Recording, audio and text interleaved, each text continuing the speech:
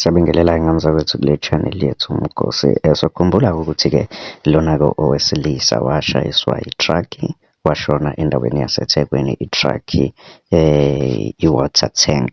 I-truck-i-ke engathi kwaba khona ukuhilizisana no-driver noma umshayeli we-water tank.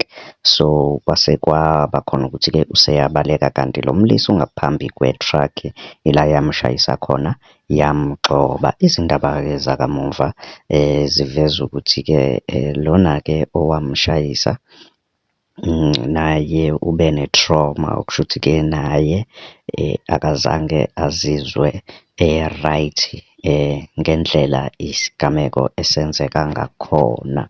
Zingane zakwethu, kodwa-ke asinicoshele umbiko wakamuva. Umbiko wakamuva uthi u-driver we-truck lamanzi elishayise uCelane Zungu osesithombeni washona.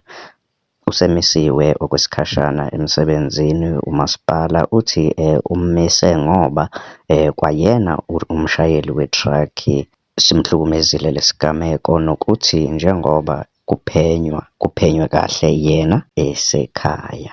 Kungabe kuthini ukuphawula kwakho ngane zakwethu-ke? Asihlangane laphayana kwi-comment section sizwe uvo lwakho ukuthi ngithini ngalolu daba. Ungakhohlwa ukucofa subscribe button, siphinde sihlangane nakwividiyo elandelayo. Danko. Imoto ibikade ilethile amanzi sho kahle kahle kweminye yomakhelwane la ngaphezulu, and then umphakathi ngicabanga ukuthi nabo bebetshela ukuthi ulethele wonke umuntu because bazamile ukuthi bayivimbe ngoba bebetshela iyama.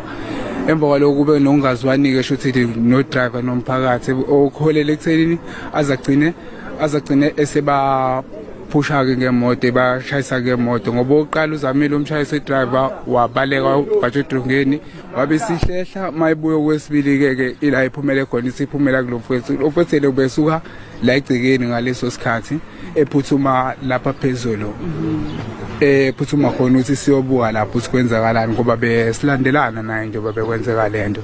So yena ubengaphambili la i-truck ephumele khona etruckini, u-driver wabe semshayisa-ke i-truck. Ngomshayisile okokuqala yami i-truck ngalesi besinde ukuthi nathi hayi siyawazi samdonsa-ke manje wabe sephinde eqhubekisa njengoba nibonile nasemavidweni.